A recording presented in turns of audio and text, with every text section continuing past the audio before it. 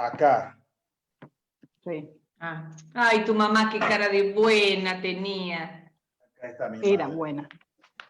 Sí, por lo menos cara tenía. Muy buena era. Sí, aquellas son unas láminas que traje de Río. Hay un par de cosas del Amazonas también. ¿Pero eso es de pueblos originarios? Porque no se ve muy bien de lejos. Una réplica, sin casi original. Estás haciendo truchada, Claudito. No, eran de un álbum, digamos, que se vendía en Río. Las láminas son originales, pero son réplicas de pinturas de un pintor francés.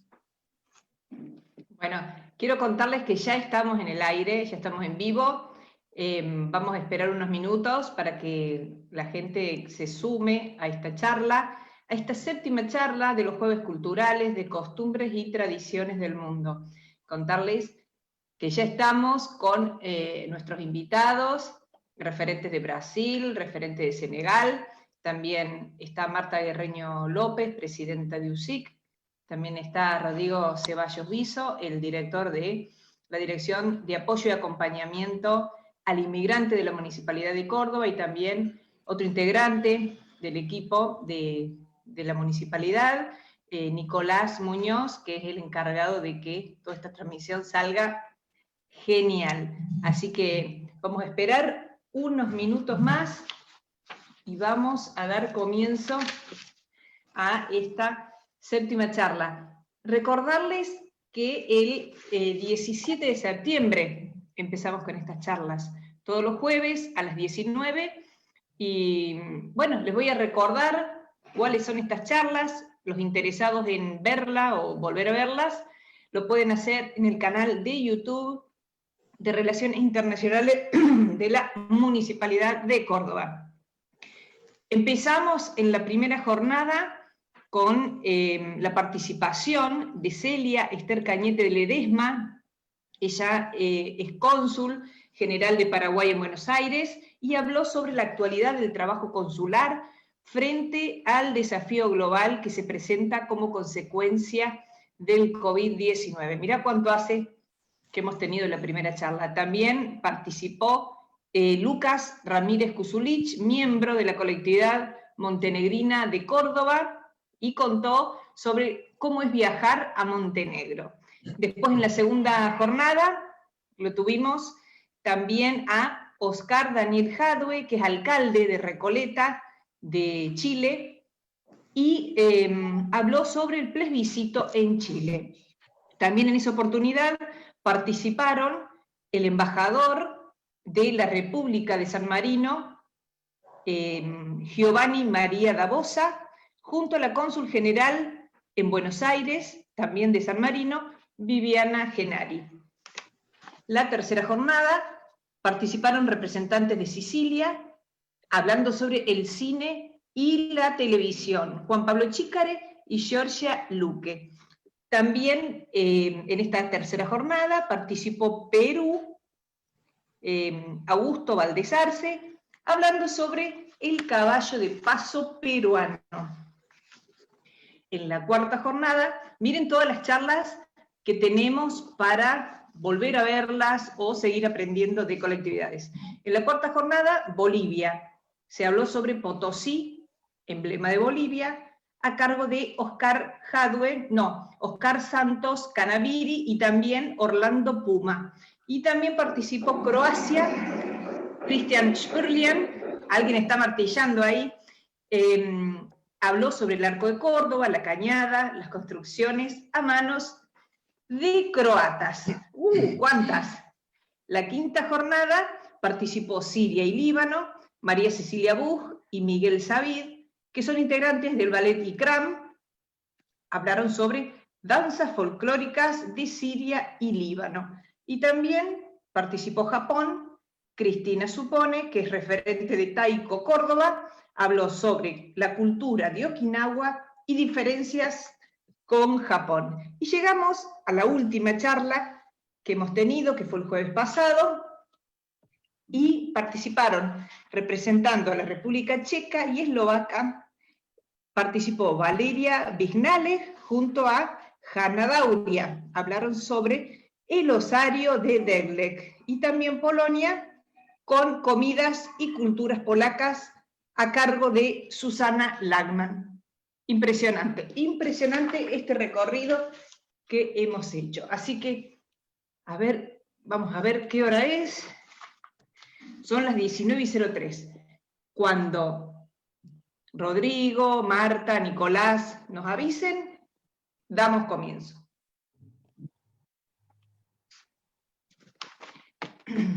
También quiero recordarles que se vienen en los próximos jueves mitos y verdades sobre ser árabe. ¿A cargo de quién? De Samir El Zucaría, que es director de la agrupación Al-Sharaf. Y también participará Daisy Lobo Gómez, que es presidenta de la Asociación Civil Venezolana en Córdoba, hablando sobre costumbres y culturas y navidades venezolanas.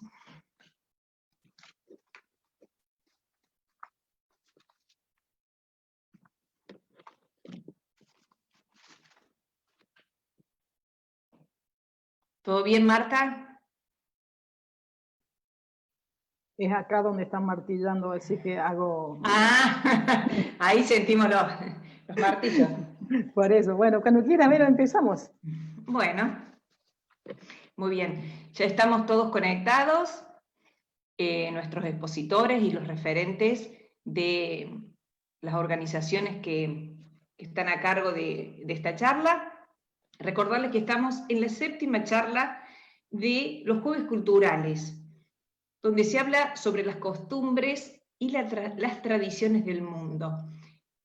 Todos los jueves a las 19 comenzamos, tenemos 2 referentes que exponen 15 minutos cada uno aproximadamente. Luego de esa exposición comenzamos a charlar con ellos, a hacerles las preguntas, también a leer los mensajitos que llegan, porque ya desde hace varias charlas tenemos nuestros seguidores, nuestros fieles seguidores de las charlas, que nos mandan saludos y también nos mandan alguna pregunta. Así que este es el momento de poder compartir el link de esta charla a las personas que están interesadas, que ustedes creen que están interesadas y que pueden sumarse a esta charla. Las charlas se van a desarrollar hasta el 10 de diciembre, así que nos faltan algunas.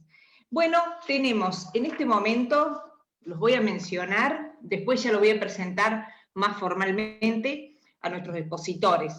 Tenemos por Brasil a Francisco Claudio da Silva, que es funcionario del Consulado General de Brasil en Córdoba, que nos va a hablar sobre aspectos históricos y culturales. Y después tenemos al referente de Senegal, Daj Sen, llamado por nosotros Mustafa, que es más fácil, que va a venir a hablar sobre educación y cultura, su impacto en la integración de los migrantes senegaleses. Él es referente de la colectividad senegalesa en Argentina. Mustafa en este momento está en Buenos Aires. Él vive en Buenos Aires.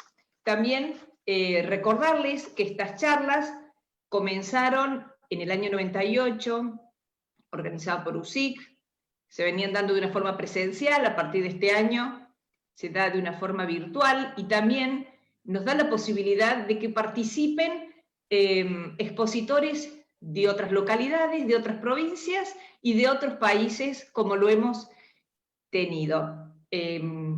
Tenemos a Nicolás Muñoz, que está a cargo de toda la coordinación de la comunicación, a quien le agradecemos, y también tenemos la presencia de Marta Guerreño López, presidenta de USIC, que es USIC quien empezó a organizar estas charlas en el año 98, y a partir de este año lo hace junto con la Dirección de Apoyo y Acompañamiento al Inmigrante de la Municipalidad de Córdoba, que se ha formado en esta nueva gestión, que está dedicada a todos estos temas de los migrantes. Así que le voy a ceder la palabra a ellos para que nos den la bienvenida.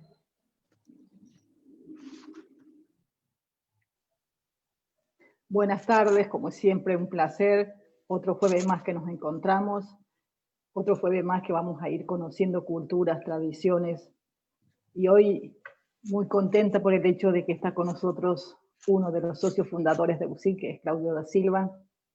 Hace 24 años ya que él está en UCIC, que fue uno de los que soñó este espacio, y lo concretamos gracias a su trabajo, a su esposa. Ha trabajado muchísimo Claudio en esa época con el grupo de 7, 8 jóvenes más, que éramos jóvenes en esa época. Éramos, bueno, y trabajamos muchísimo y hemos creado este sueño que es UCIC. Claudio, de alguna forma, siempre está con nosotros, si bien es cierto, fue a trabajar al consulado, pero de alguna forma siempre apoya nuestras actividades, y cuando lo llamamos siempre está presente. Así que gracias, Claudio, un placer siempre verte y saber que te tenemos de nuestro lado, por decirlo de alguna forma. Y también porque, bueno, Mustafa, un gran amigo, un gran luchador, sobre todo del racismo y la xenofobia, que es muy común, por desgracia, en el mundo afro. También ha aceptado participar con nosotros, suele participar de las actividades de la red de líderes migrantes, pero bueno, ahora se ha unido a un pedido de la UCI, así que gracias, Mustafa. Estamos realmente emocionados por los dos disertantes amigos, y que sabemos que saben un montón, y que son grandes referentes de sus respectivas colectividades. Bienvenidos a todos.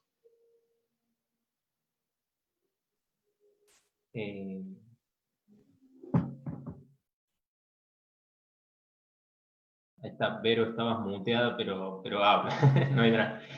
Bueno, estamos presentando. No hay drama. Bueno, de nuevo, un poco lo que repito todos los jueves que acompaña esta iniciativa, la verdad, súper agradecido a UCIC, a Verónica, que un poco lideran toda esta cuestión, y obviamente al equipo de la municipalidad, que vienen acompañando y apoyando para hacer estos jueves realidad, todos estos encuentros que estamos haciendo. Me parece sumamente importante en el contexto que estamos atravesando de la pandemia, poder encontrarnos de manera virtual, por lo menos, que se nos permite encontrarnos con gente amiga, conocidos, conociendo también gente nueva. En nuestro caso, una gestión que inicia en diciembre, llevamos 8 meses, así que la verdad estos espacios los valoramos muchísimo porque nos permiten ir conociendo las culturas, las costumbres a cada uno de los referentes, ¿no?, que tienen las diferentes colectividades. Así que agradezco a todos por permitir este espacio de la municipalidad y darnos el lugar para que como municipalidad acompañemos este tipo de iniciativas. Me parece súper, me parece que hay que valorar eso, ¿no? El trabajo conjunto, la articulación entre organizaciones y el Estado en este caso me parece súper importante. Y bueno, en el caso de los expositores de hoy, Claudio, representando funcionarios del Consulado de Brasil, un consulado con el que hemos tenido muy buen diálogo en estos meses, hemos firmado convenio con Ciudad de Curitiba, que estuvo presente el cónsul con nosotros trabajando y acompañando. Brasil, tenemos lazos con muchas ciudades de Brasil, tenemos que potenciar ese vínculo como ciudad, como Córdoba, porque la verdad es muy rico para la ciudad y para Córdoba, tratar de generar más vínculos todavía, ¿no?, con nuestro país vecino. Y en el caso, bueno, de Mustafa tenemos muchísimo para aprender. Desde la dirección apoyamos muchísimas iniciativas con la gente de derechos humanos de la municipalidad para acompañar, apoyar cuestiones que tienen que ver y que atacan más a su población. Entonces me parece muy importante estos espacios, ¿no?, que permiten visibilizar y aprender de, bueno, de las realidades que tienen ustedes y cómo viven, ¿no?, muchísimas cosas. Así que, bueno, de mi parte, agradecerles, prestarles atención a ustedes, que son los verdaderos protagonistas, y bueno, los dejo hablar a ustedes. Bueno, muchas gracias, Marta, muchas gracias, Rodrigo, que siempre están acompañándonos para dar el saludo de bienvenida en estas charlas. Vamos a comenzar con el primer expositor, con Francisco Claudio da Silva. Él es funcionario del Consulado General de Brasil en Córdoba, nació en Fortaleza, Brasil, y hace 27 años que vive en Córdoba. Fue presidente de la colectividad brasilera de Córdoba en los años 90, y hasta hoy sigue siendo uno de los principales referentes de esta colectividad en Córdoba. Así que bueno, Claudio, bienvenido, y te cedo la palabra para que nos cuentes y nos muestres sobre el tema de hoy. Bien, muchísimas gracias a Verónica, por la presentación, a Rodrigo, a Nicolás, a mi compañero disertante de la tarde, Mustafa, y en especial a Marta también, porque con Marta nosotros aprendimos a caminar en ese mundo de inmigrante, ¿no? Nosotros siempre es una cuestión muy, muy difícil empezar a vivir en otro mundo, en otro mundo literalmente, porque era otra cultura, otro idioma, otro país, y como que con ella nos ayudamos con eso. Bien, nosotros hoy les voy a hablar un poco hoy sobre un aspecto, yo había comentado aspecto cultural histórico de Brasil, pero a pesar de tener una historia tan intensa, tan larga, me voy a enfocar puntualmente en un hecho muy particular en la historia de Brasil y que marcó hasta el presente tiempo Brasil, tanto en el aspecto cultural como en el aspecto histórico, político también, que es la presencia de la monarquía portuguesa en Brasil, ¿no? Nosotros tenemos una historia distinta de la historia de la América española, porque tuvimos la presencia de una monarquía en Brasil. Entonces, nosotros como colonia, ¿no? Desde 1500 hasta 1807 más o menos, pasamos por ese periodo colonial y debido a las guerras napoleónicas que tanto conocemos y que mucha gente también sufrió consecuencias, muchos países de Europa sufrieron las consecuencias de esas invasiones napoleónicas, la familia real portuguesa decide, digamos, viajar, un viaje o huir para otro lugar que sería la colonia más próspera en aquel momento, que era Brasil. Era una colonia entonces portuguesa, entonces ellos deciden irse a Brasil.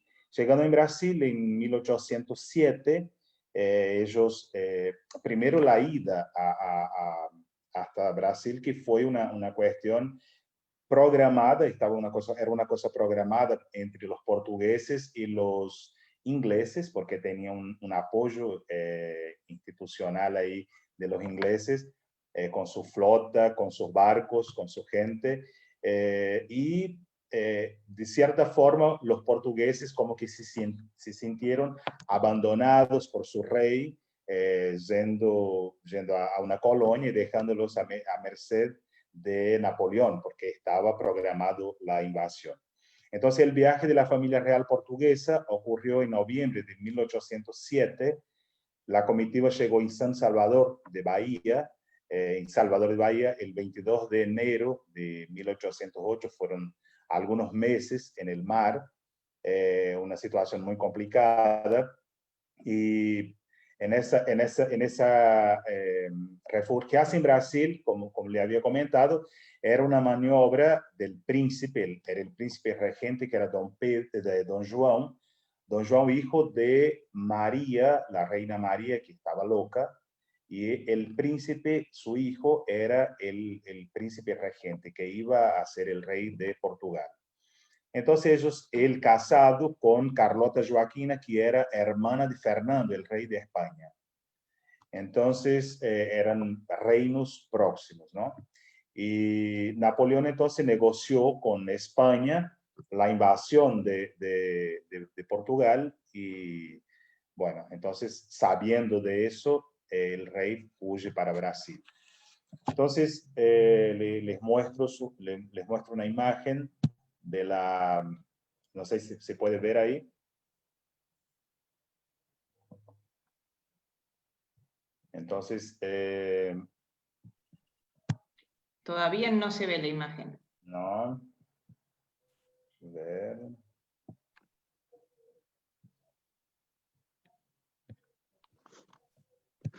A ver, vamos preparando.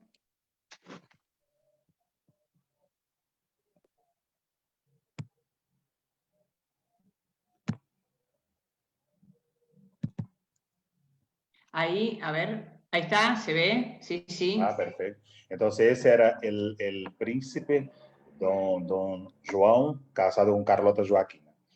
Entonces, ellos, mientras tanto, Napoleón negoció con España ese tratado de invadir Portugal. Eh, Portugal no había adherido al bloqueo continental, que era un bloqueo que había establecido Napoleón, y desde hacía mucho tiempo tenía una alianza política con Inglaterra. Entonces, por ese motivo, Napoleón ordenó esa invasión a Portugal. Eh, Antes de eso, en 22 de octubre de 1807, el príncipe Don Juan y el rey de Inglaterra firmaron una convención secreta que transferiría la sede de la monarquía portuguesa para Brasil. O sea que ya había un tratado escondido de toda la comunidad para que se trasladara en una situación de emergencia se pudiera trasladar la sede para Portugal, la sede de Portugal para Brasil. En el mismo documento quedaba establecido que las tropas británicas se instalarían en la isla de Madeira, que era una isla portuguesa, temporariamente. Y por su parte, el gobierno portugués se comprometió a firmar un contrato comercial con Inglaterra después de establecerse en Brasil. O sea que era toda una cuestión comercial para Inglaterra. Iba a escoltar la familia real y todos los súbditos, pero iba a tener ventajas. Esas ventajas, claramente comercial, el príncipe don João determina que toda la familia real sería transferida para Brasil y también viajaría los ministros, empleados, totalizando casi 15.000 personas, que representaba el 2% de la población de Portugal en aquel momento. Entonces, ellos deciden eso, abandonan Portugal, llegan en Río de Janeiro y fueron necesarios 16 embarcaciones de diferentes tamaños para el transporte de la familia real, además de 4 barcos de la escuadra británica que acompañaba esa corte portuguesa. Además de las personas, fueron embarcados el 29 de noviembre muebles, documentos, joyas, dinero, obras de arte, la biblioteca real completa. Y los que quedaron en Portugal, la población y las pequeñas autoridades fueron aconsejados a que recibieran los invasores de manera pacífica para evitar un derramamiento de sangre. El general Junot, que era francés, comandó la invasión francesa a Portugal, quedando en Lisboa hasta 1808. Y ahí después sigue el Cibá con la derrocado por los ingleses, el Cibá de Portugal. Pero el cruce de la familia real por el Atlántico, ¿no? Y llega en el puerto de Bahía de Salvador. El viaje transcurrió en situaciones insalubres, duró 54 días hasta Salvador de Bahía, donde desembarcó el 22 de enero de 1808. En la capital bahiana fueron recibidos con fiestas y allí permanecieron por más de un mes. En el periodo que estuvo en Bahía, el príncipe firmó el Tratado de Apertura de los Puertos con las naciones amigas y creó la Escuela de Cirugía de Bahía. Por eso la Universidad de Medicina de Salvador es la primera del país, creada en 1808 por el príncipe Don João. Y el 26 de febrero, la corte sigue para la ciudad de Río de Janeiro, que sería declarada capital del imperio. Pero ahí tiene un hecho, esa llegada de Don João tiene un hecho muy importante en la historia de Brasil, porque directamente Brasil pasa de una colonia a ser sede de una monarquía y empieza a poder negociar con otras naciones, ¿no? Entonces, la colonia antes no negociaba con nada, era solamente la sede de la monarquía, que era Portugal. Pero ahí está la apertura de los puertos y la negociación con otras naciones, que es un hecho muy importante. La llegada en Río de Janeiro ocurrió el 7 de marzo de 1808 y había pocos alojamientos disponibles para toda esa gente que llegaba, para acomodar toda la comitiva. Imagínense que era una ciudad colonial que de pronto recibió un rey con toda esa cantidad de diputados, de consejeros, de hijos, sobrinos, nietos. Era una movida importante, digamos. Entonces, empiezan a elegir casas en el centro de la ciudad de Río. La autoridad llegaba delante de la casa y decía, bueno, esa casa quiero para la familia real, y ponía un sello del príncipe en la puerta de la casa y la familia tenía que salir y buscar un lugar para vivir. Y así empezó. Bueno, las consecuencias también que tuvo en la salud, por ejemplo, era una ciudad que no estaba con una estructura para tanta gente de golpe, entonces empezaron a sentir las grandes epidemias empezaron a aparecer, porque de pronto mucha gente en una ciudad que no tenía un mínimo de infraestructura para albergar tanta gente. La transferencia de la familia real y su comitiva contribuyó con significativos cambios en Brasil y en Río de Janeiro puntualmente. Bueno, la apertura de los puertos, como dije antes, y Río de Janeiro pasa a ser la capital de la colonia del Reino de Portugal. En el mismo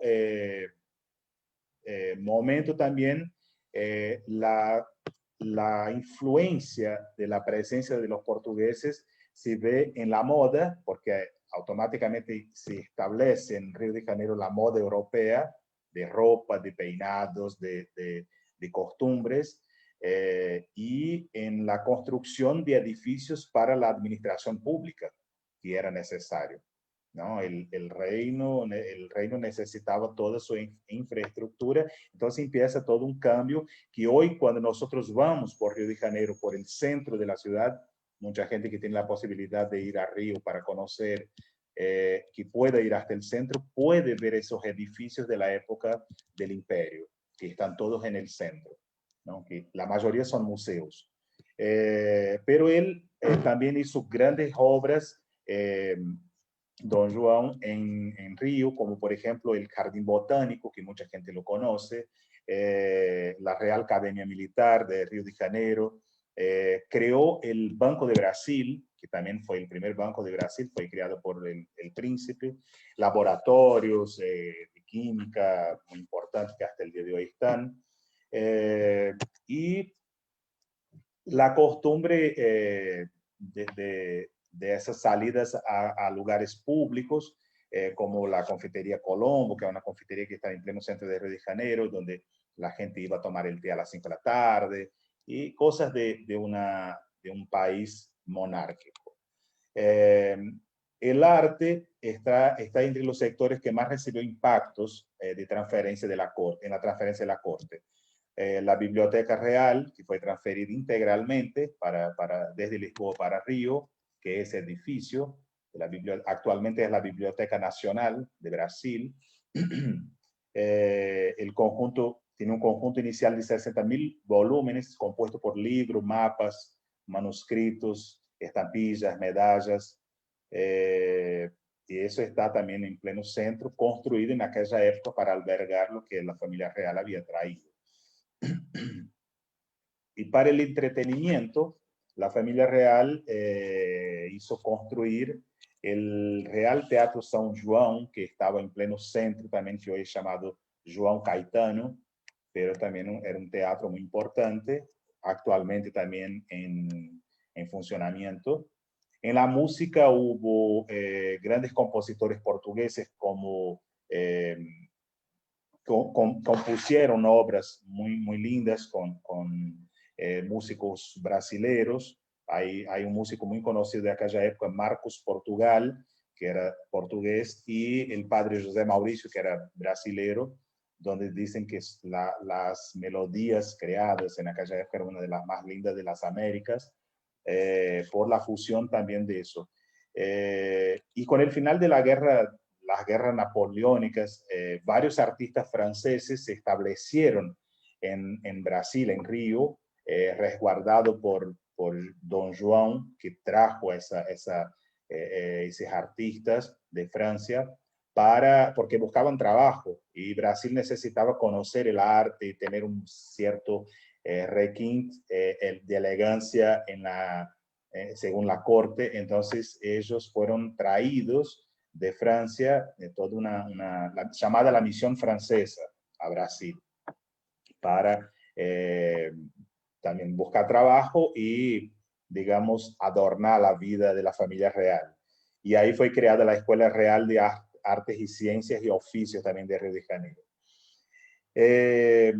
Bueno, con el objetivo de establecer los lazos comerciales y políticos con los ingleses, Don Juan firmó en 1810 el Tratado de Alianza y Amistad de Comercio y Navegación con el Reino Unido, que ese tratado establecía ciertas cosas, por ejemplo, como si un ciudadano inglés cometiera algún tipo de crimen en Brasil, debería ser juzgado por autoridades inglesas y no brasileras. El permiso de construir cementerios y templos protestantes en Brasil, la seguridad de que la Inquisición no sería implantada en Brasil también, porque era algo que los ingleses, los nuevos cristianos, los protestantes, huían de la Inquisición y estaba en la América Española, entonces no estaba en Brasil por el tratado con Inglaterra. Y las ventajas comerciales, así tipo el impuesto de importación de productos ingleses sería de 15%, mientras que los productos portugueses sería 16% y otros países 24%, o sea, unas ventajas muy grandes. Y el compromiso del fin del tráfico de los barcos de esclavos, porque como para Inglaterra no era negocio ya la esclavitud, entonces quería que Brasil terminara con la esclavitud, cosa que se dio solamente en 1888. ¿No? Entonces fue bastante duro. Fue el último país del mundo a liberar a sus esclavos. Pero la cuestión es que la familia real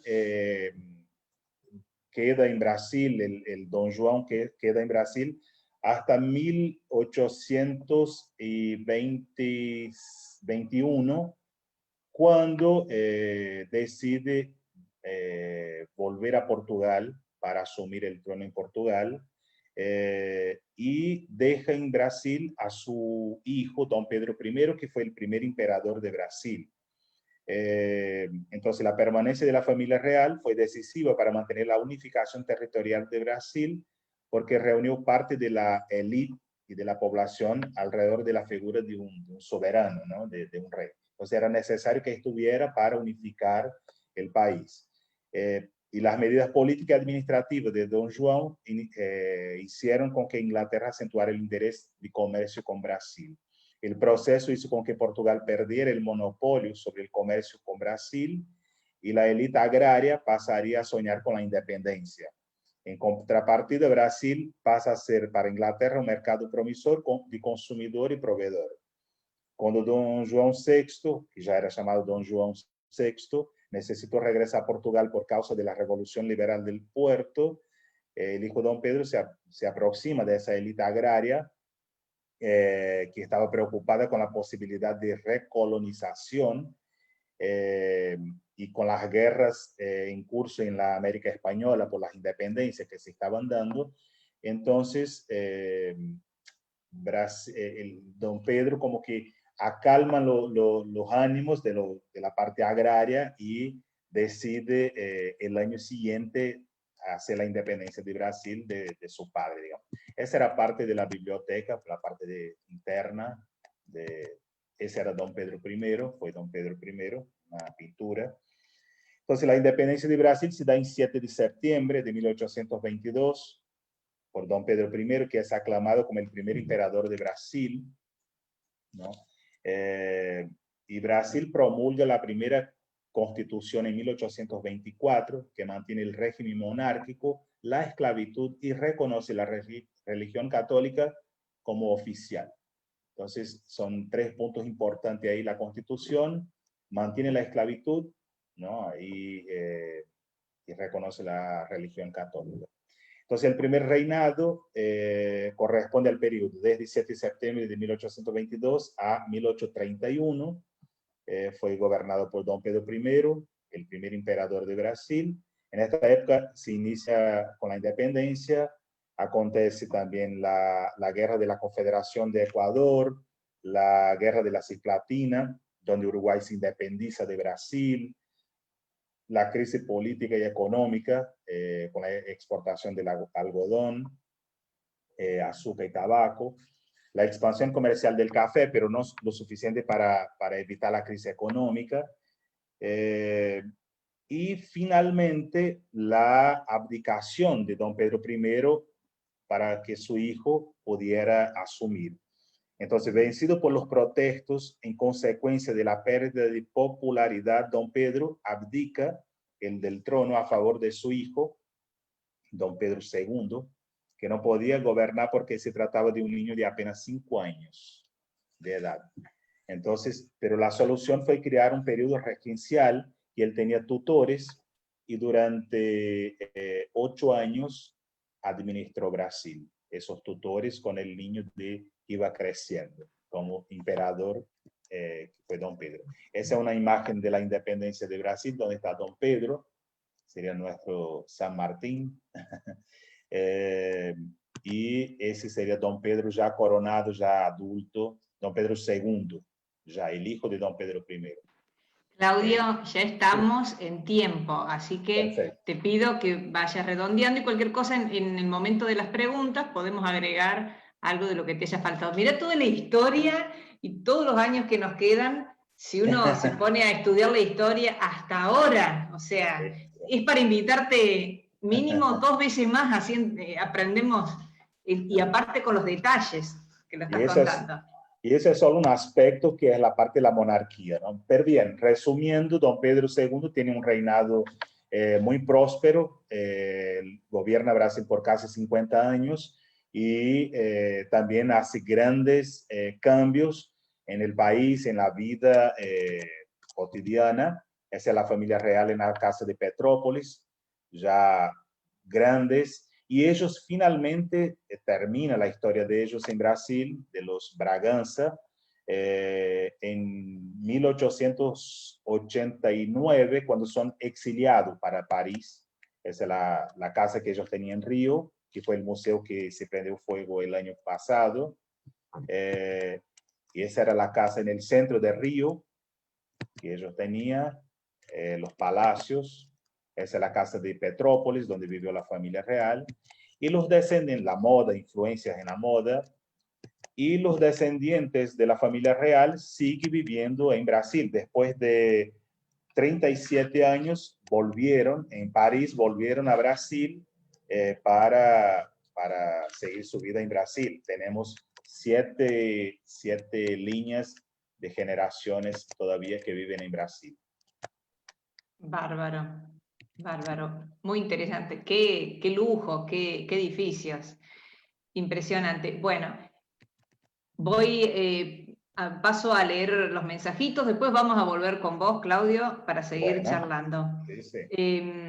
Los que nos han llegado, los primeros, Florencia Sadi, hermoso tener un espacio donde se difundan las costumbres de los países de colectividades inmigrantes que residen en Córdoba. Gracias, Marta, desde USIC. Vero por la coordinación y el área de acompañamiento al inmigrante de la MUNI, su director Rodrigo Ceballos Vicio y todo su equipo. Nicolás Podkova dice, ojalá vuelvan las colectividades en el Parque Sarmiento, cuando se vaya seguramente la pandemia.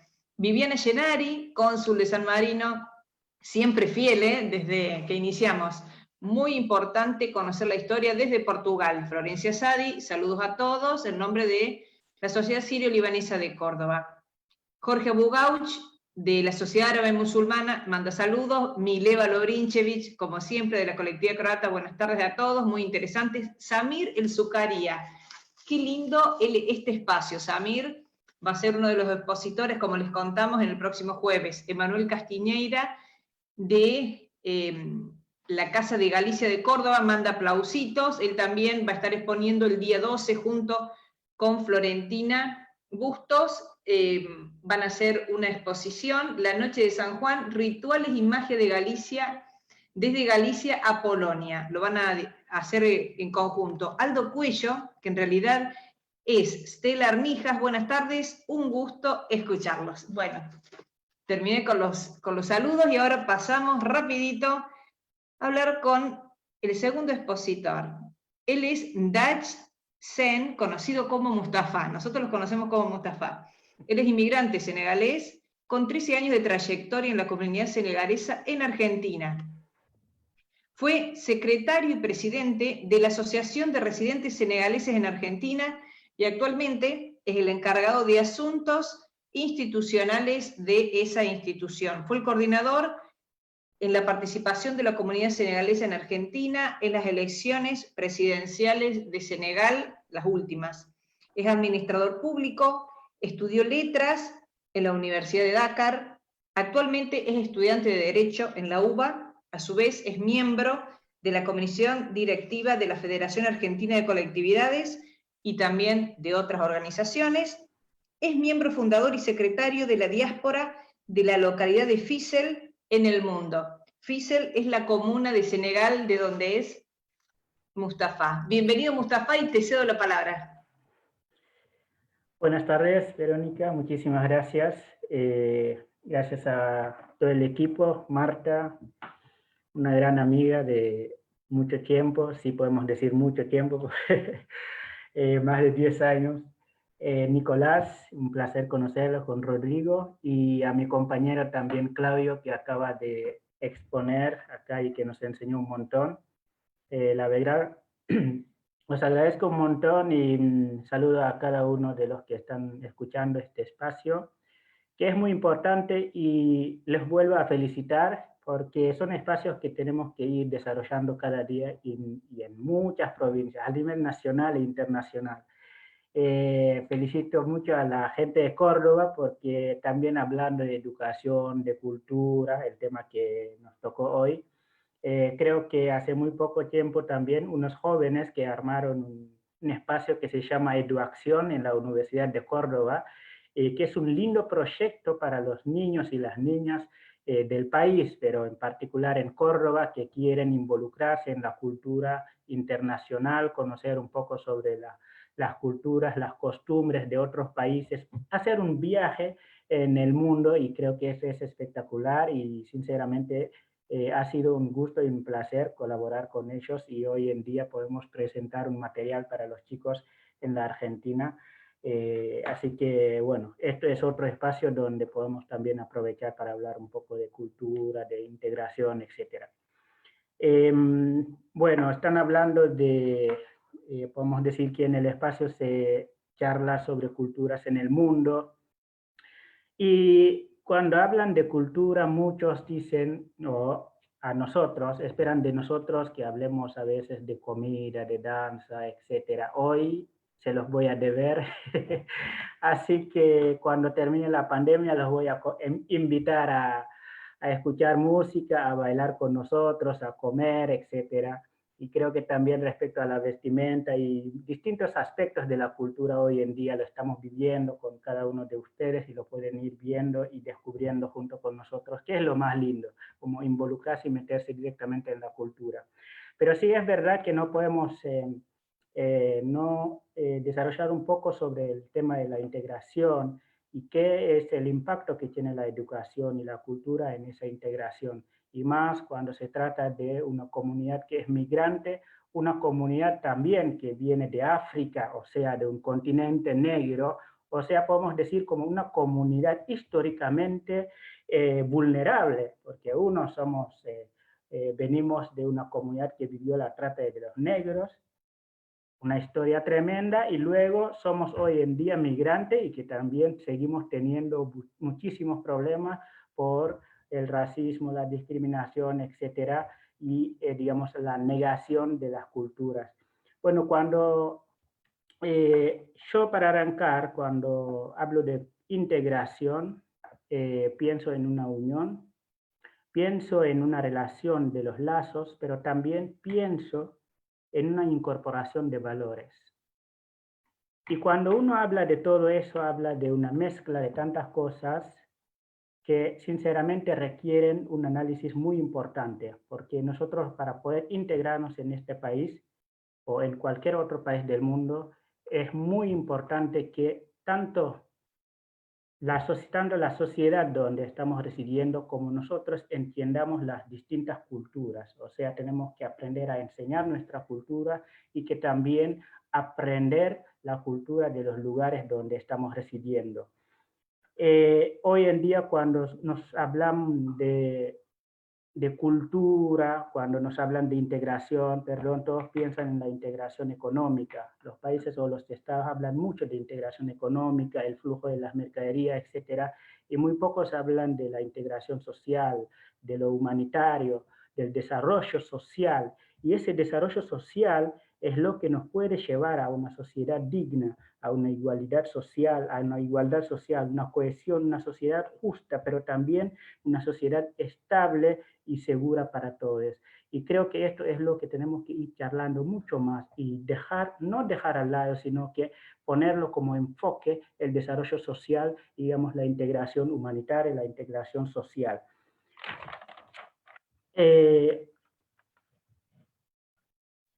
Como tenemos 15 minutos, vamos a dejar muchísimas cosas para las preguntas. Así que directamente vamos a hablar un poco sobre las culturas también. Y cada uno creo que sabe que el concepto de culturas, muchos lo toman como, tenemos un concepto que es la cultura general, por ejemplo, los conocimientos, las ideas, etcétera. Pero a mí me llama mucho más la atención el otro concepto de cultura, que es no solamente los conocimientos, las ideas, las tradiciones y costumbres, pero todos estos que son como características de un pueblo o de una época.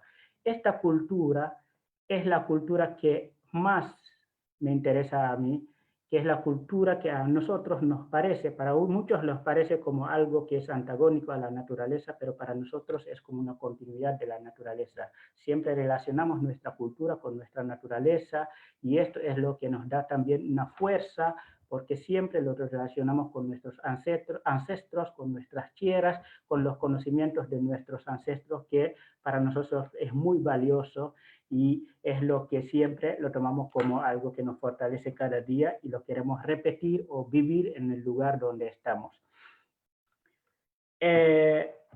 Y estas culturas, o esa cultura, tiene como objetivo de facilitar o garantizar, digamos, la supervivencia y facilitar la adaptación de los sujetos. Es la razón por la cual yo creo que para cualquier adaptación o para cualquier integración, uno necesita entender su propia cultura, pero también entender la cultura de los demás, para poder hacer un mix o enlazar, relacionar estos lazos para que pueda conseguir lo que se llama una convivencia social justa, segura y equitativa. Si no, cada cultura, como que ustedes saben que las culturas también son un poco egoístas, cada uno cree que su cultura es la mejor, y creo que hoy en día tenemos que ir hacia, digamos, una búsqueda de ver cómo podemos hacer para que las culturas se entrelacen entre ellos y que cada uno respete no solamente su cultura, sino que también empieza a respetar las otras culturas, para valorarlo, mejor dicho, para que haya una mejor convivencia y por supuesto, una integración. ¿Y qué es lo que para nosotros hace difícil ese trabajo? Son las normas o los códigos que tenemos en nuestras culturas, o sea, lo que es aceptable en Senegal, en la cultura senegalesa, tal vez no lo es acá en la Argentina. Y estos son los puntos que a veces nos ponen dificultades para una integración, etcétera. Todo lo que vivíamos en nuestros países, que pensamos que era algo natural, algo cultural, que no era nada anormal, que no era ningún delito, etcétera. Hoy, en otros lugares, en otros espacios, estas cosas significan otras. Una cosa es un delito en un lugar y no lo es en otro lugar. Entonces, para poder también entender esas situaciones, nosotros tenemos que romper estos códigos. Tenemos que ver cómo manejarnos con estos códigos, tal vez hasta reformarlos de manera personal, no digo en general, sino que cada uno trata de reformar estos códigos para que puedan ir en sintonía con lo que vive la sociedad donde uno reside. Esto es un trabajo que tenemos que ir haciendo para seguir también adelante y conseguir llegar a la integración. Le escucho. Mustafa, antes de que sigas, danos un ejemplo de lo que en Senegal no sería o un delito, algo así lo ha llamado, y acá sí, algo que está como prohibido hacerlo acá y allá no hay problema. Sí, exactamente, voy a venir hasta con una anécdota relacionada más o menos con la cultura, con el tema del delito. No quiero, lo pensé 2 veces, pero también es un ejemplo que, imagínate, por ejemplo, en Senegal tener 4 mujeres, por ejemplo, es parte de nuestra tradición y de nuestra cultura. En la ley senegalesa, pero también en la tradición y la cultura. La poligamia existe y acá no existe porque no lo reconoce la ley y tampoco se conoce en el nivel social, cultural ni tradicional. Esto es una parte, pero después voy a venir con otro tema también que es muy importante. Y cuando yo insisto en esta situación es porque hoy cuando uno habla de integración, habla también de todo lo que pasa alrededor de la sociedad. O sea, cuando estamos en conflicto con la policía, en la justicia, cuando estamos frente a un tema judicial, es muy importante también que los jueces, los fiscales tengan en cuenta el aspecto o el contexto cultural de nosotros mismos como inmigrantes o digamos como seres que vinieron de otro lugar y que tienen otra forma de ver las cosas y otra forma de entender las realidades de la vida. Esto no suele pasar y es un gran trabajo, creo que, de los antropólogos, de los y las investigadores, de tratar de analizar, estudiar nuestras culturas y poner ese conocimiento enfrente a los jueces, a las autoridades también, para que entiendan realmente por qué una persona actúa de tal forma o de tal manera, por qué también otra persona piensa de esta forma y no puede entender ciertas cosas. Creo que esto es muy interesante y vengo ahora con la anécdota. En 2017, en diciembre de 2017, tuvimos un asesinato en Senegalés, en San Justo, y cuando llegó la fiscalía para revisar el auto que el muchacho estaba manejando, lo atacaron y lo fusilaron. Mientras se investigaba el auto, encontró como tipo un bolso que tenía un polvo blanco, atado ahí en el volante del auto. El primer pensamiento que tuvo el fiscal, y nos dijo esto directamente, es que vamos a analizar este polvo porque parece que el tipo tenía cocaína. O sea, directamente por ser negro, inmigrante, no pensó en algo cultural, sí, directamente pensó en un delito, en una droga, pero no pensó en otra cosa. Y resulta que nosotros tuvimos que explicarle que esto significaba, era un amuleto que era como una protección, porque si él maneja, por ejemplo, esto se los dan, por ejemplo, sus abuelos, etcétera, para que lo pueda tener ahí atado como amuleto y protección, y es su cultura y es su tradición. Entonces, ese fiscal no buscó a un antropólogo, o es verdad que sí, tiene que hacer los análisis químicos, etcétera, para determinar, y se hizo y se dieron cuenta que lo que estábamos diciendo era la realidad. Entonces, siempre es muy importante que antes de ir hacia la ciencia, la tecnología, etcétera, está muy bueno acercarse también a los investigadores, a las investigadoras, a los antropólogos, para que puedan describir también las realidades que estén pasando o que estén viviendo los inmigrantes o gente que vienen de otra cultura y que tal vez ellos, aunque sean jueces o fiscales, no tienen la menor idea de lo que es realmente lo que está pasando. Ahora, a mí también me gusta hablar un poco de ciertos elementos de la cultura que hoy en día con la mezcla de las sociedades no se distinguen ciertas cosas. Hoy en día sí hablamos de todo lo que serían los elementos materiales de la cultura, cuando queremos hablar de vestimenta, de comida, de herramientas, etc. Se pueden ver casi en todas las sociedades. Cuando hablo de vestimenta, el bubú senegalés ya no es más el bubú para Senegal solamente. Vas al África de Londres también y lo encontrás ahí. Como que ya no, la vestimenta ya es bastante difícil hoy en día para poder reflejar realmente la cultura de un pueblo. Antes sí lo era. El serer en Senegal, cuando se vestía, podías decir que esta persona es serer. Esta persona es yola, y hasta las trenzas o las formas de cortarse el cabello, podríamos decir que esta persona es de tal etnia o no. La forma de hablar, eso era otra cosa. Hasta hoy sí sigue, pero hasta hoy tenemos casi el mismo idioma, hablamos con la misma tonalidad, mezclamos el francés, que es también otra cultura que se metió en la nuestra por el tema del colonialismo, etc. Así que casi estos aspectos materiales ya no representan más tantas diferencias en la cultura senegalesa por lo menos, o africana en particular. Esto no quiere decir que haya desaparecido, porque seguimos con prácticas, con formas de demostrar y vivir realmente nuestra cultura, que son muy importantes. Pero sí insisto mucho en lo que son los aspectos inmateriales o espirituales, por ejemplo, la creencia, que es un aspecto muy importante en nuestra cultura. Hoy en día, si podemos decir que antes muchos teníamos dioses, como pasaba en Egipto, por ejemplo, nuestros abuelos que iban a árboles y tiraban carne o sangre, etcétera, cuando llegaba la temporada de lluvia. Hoy en día las creencias están más relacionadas con el tema de las religiones. Si bien el catolicismo nos trajo el colonialismo, hoy en día el Islam es el que hoy domina en Senegal con un 95% de la comunidad senegalesa. Pero no solamente un Islam como se practica en Asia, en Oriente, por ejemplo, sino que un Islam, digamos, local, divididos en cofradías, la cofradía Murid y la cofradía Tiján.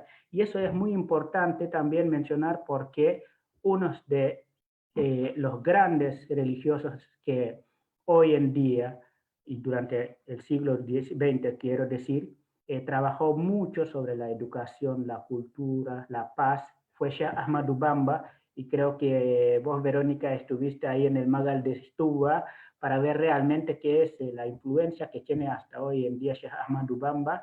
Y hoy no puse fotos ni nada, pero quisiera en algún momento que ustedes pudieran visitar lo que es la biblioteca de Tuba, que se llama Daru Kamil, que es una biblioteca que tiene cientos de miles de libros escritos por Sheikh Ahmadou Bamba, solo para enseñar no solamente el árabe o el Corán, sino la ciencia, la convivencia, la cultura, todo está ahí. Y esto significa que desde la religión musulmana también se enseña a educar, se incita para que la gente se eduque, se capacite.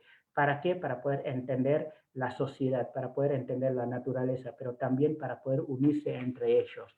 Así que también la religión tuvo su, digamos, su impacto dentro de todo lo que es la cultura y la integración.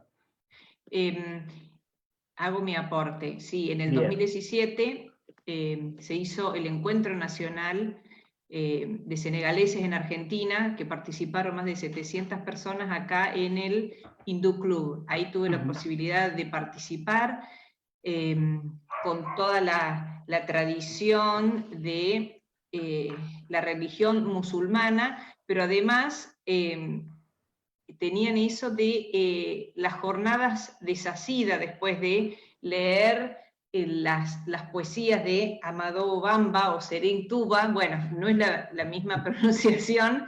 Es lo mismo, sí. Que nos indique cuál es la diferencia de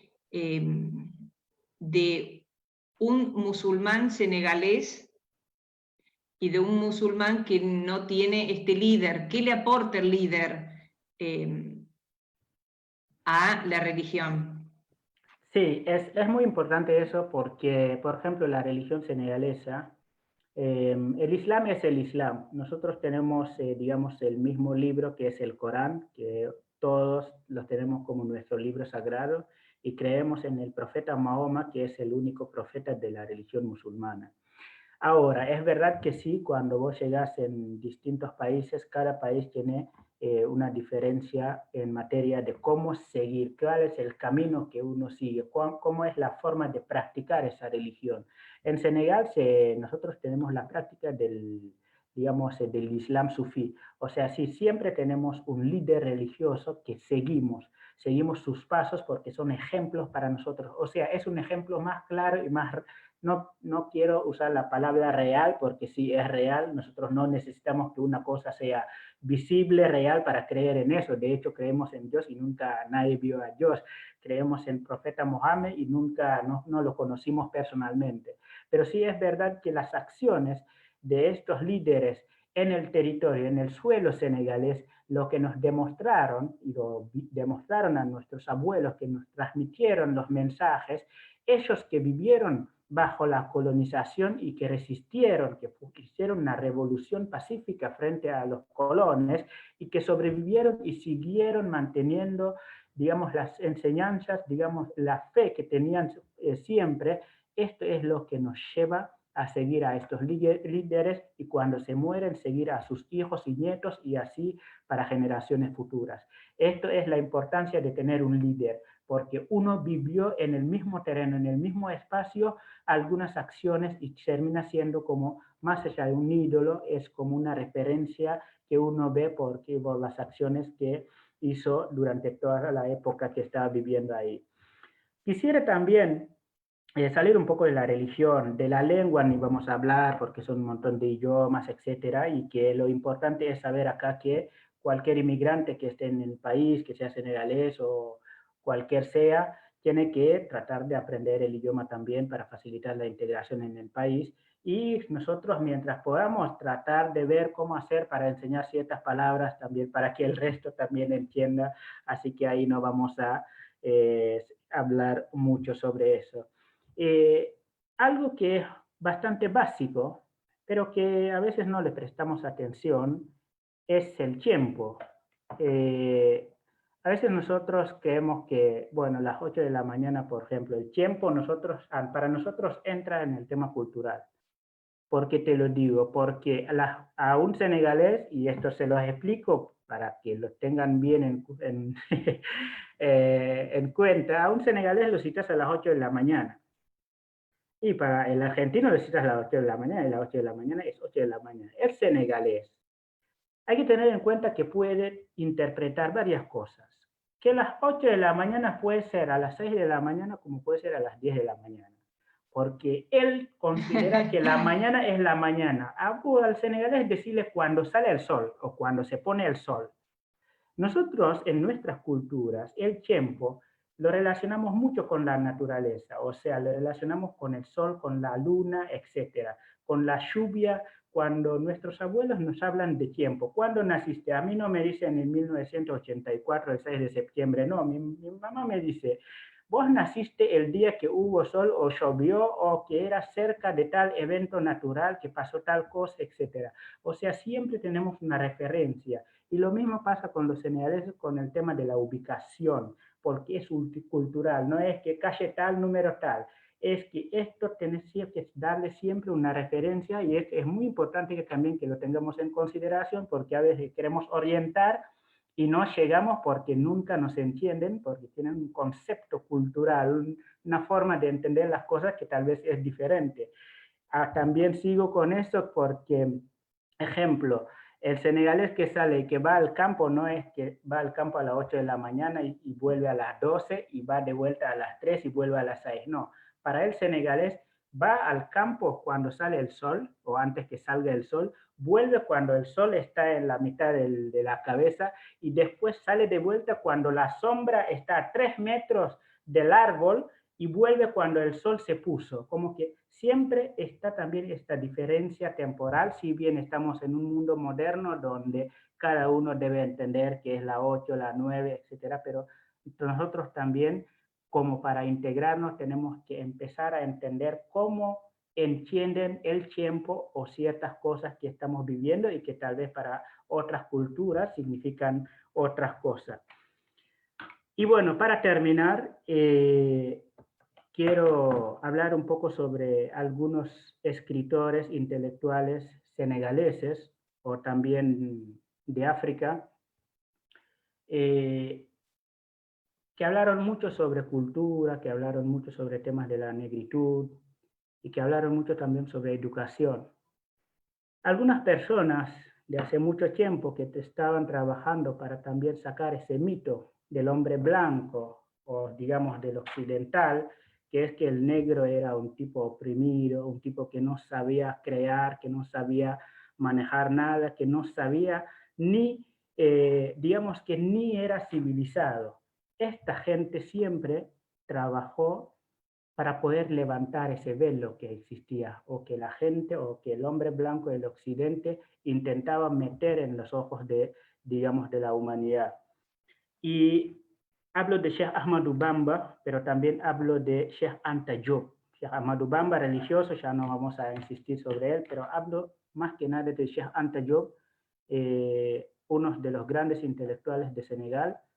La Universidad de Dakar tiene su nombre, un científico, alguien que estudió y analizó mucho, digamos, las culturas y la civilización de Egipto, alguien que hizo sus tesis y que el mundo occidental, mejor dicho Francia, no quiso que se publicara esos escritos, porque reivindicaba muchísimas cosas muy interesantes. Reivindicaba que África era la cuna de la humanidad, reivindicaba lo que significa realmente la civilización en Egipto, lo que era el hombre negro, y también él valoraba realmente lo que era el hombre negro. Por eso les insisto a leer o a buscar un poco un libro muy importante que salió en 1954, que es muy conocido, que se llama Naciones Negras y Culturas, que es de Sheikh Anta Diop, que es muy importante y que hay que verlo, porque ahí sí estaba planificando, estaba hablando de cosas que hoy en día estamos viviendo, como por ejemplo la independencia de África, la Unión Africana, el origen africano de la humanidad, por ejemplo, y de las civilizaciones. Hablaba de la civilización de Egipto, hablaba de las identificaciones, de las grandes corrientes migratorias y la formación de las etnias en África.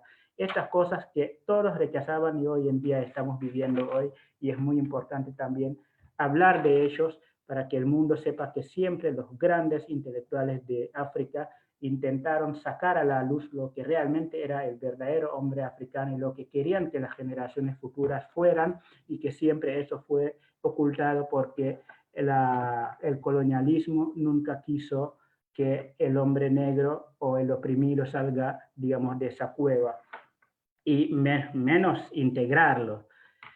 Sheikh Anta Diop es uno de los que habló del racismo científico, que siempre reconoció que el blanco era reconocido como por su excelencia, por ser el padre de las civilizaciones, y el negro el oprimido, el emocional o el emotivo, y el incapaz de la mínima lógica. Entonces, estas cosas también hay que empezar a resaltarlo, hablar de cultura, de enseñanza, para que la gente sepa que para que tengamos una sociedad justa, equitativa e integracionista, tenemos que considerar y valorar el aporte de cada uno, pero también lo que es cada sujeto en cada espacio determinado. Quiero también mencionar un poco a Léopold Sédar Senghor, pero no solamente a él, que fue el primer presidente de Senegal, sino también a Léon Gontran Damas y M. Césaire, con un movimiento que crearon en los años 30, que era el movimiento de la negritud, que fue muy importante porque también es el movimiento que concientizó al mundo, al occidente, digamos, a los países colonizadores, para que pudieran entender realmente, más allá del uso de los negros en las guerras, la capacidad que tenían para poder manejar sus países el día de mañana y construir unos estados. Y ahí fue el momento en el cual empezaron a salir algunos países a ser independientes en el África en los años 1960. Ese movimiento de la negritud hizo un gran trabajo porque concientizó al mundo. Y esto también hizo que muchos africanos se puedan integrar en los países donde estaban residiendo, pero también tratar de hacer entender al mundo occidental qué era África en realidad, y sacar lo que ellos solamente querían ver y entender respecto a esa sociedad africana. Así que, bueno, para no seguir perdiendo, creo que ya hemos terminado casi los 15 minutos, y quiero dejar el resto para las preguntas, porque creo que es un tema que es muy amplio y que hay muchísimas cosas para desarrollar, pero lo vamos a reservar para las preguntas. Muchas gracias. Bueno, bárbaro, también muy, muy interesante lo que nos estás contando. La verdad que nos va a faltar tiempo para seguir interiorizándonos también en tu tema. Vamos a pasar a los saluditos. Emanuel Castiñeira dice, interesante la concepción del tiempo. Después, Yasmín Dafinis, abrazo desde Mendoza, de la colectividad haitiana, un placer escucharlos. Lai Bambacer, saludos a Mustafa, al hermano Mustafa. Georgia Luque, interesante las dos charlas. Marta Suárez dice, son los estereotipos creados por los blancos, seguramente cuando has hablado en alguna oportunidad. Stella Arnijas, ¿qué comida típica tiene Senegal? Juanchi Maldonado, de Edu Action, también manda saludos a Mustafa. Así que, bueno, y vamos a pasar a charlar un poquito con Claudio. Lo mismo, le invito a Marta, si en algún momento quiere también aportar, hacer algunas preguntas. Has contado muchísimo de la historia de Brasil, y bueno, y falta también bastante. Pero te voy a traer a la realidad, Claudio. Sí. ¿Cómo es la situación actual de Brasil en cuanto a la pandemia? ¿Cómo se está viviendo? Sí. En Brasil en realidad nunca hubo de parte del gobierno una campaña fuerte por el virus, ¿no? El avance del virus, de la pandemia, porque creo que ha priorizado otros sectores.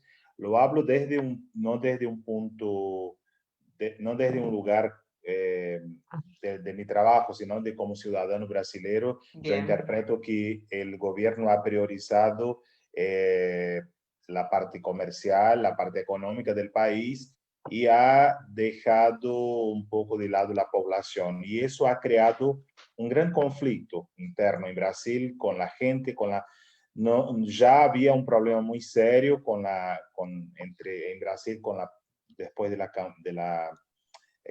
las elecciones que gana ese gobierno, y ahora como que gente que lo había votado empezó a criticarlo también, ¿no? De hecho, digamos, con toda la crisis económica que existe mundialmente, Brasil ha tenido un pequeño crecimiento económico en plena pandemia. Entonces, eso da a entender que realmente su prioridad fue otra. Entonces, está complicado y está habiendo nuevos brotes. Hay las grandes decisiones en realidad terminan siendo de la población.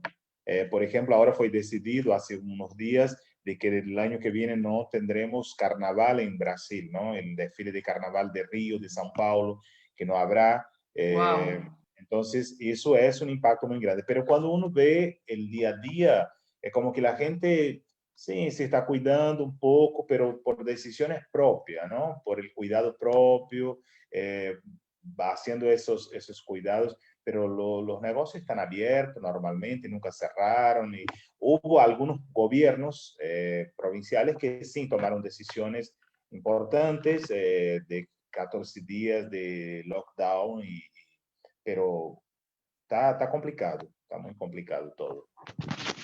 Claudio, conociendo tu día a día en el consulado, específicamente en Córdoba, ¿se puede viajar a Brasil? ¿Está abierto las fronteras? Y las personas que viven en Córdoba o en la Argentina, ¿cómo pueden hacer si quieren viajar? ¿Nos contás un poquito sobre esa realidad?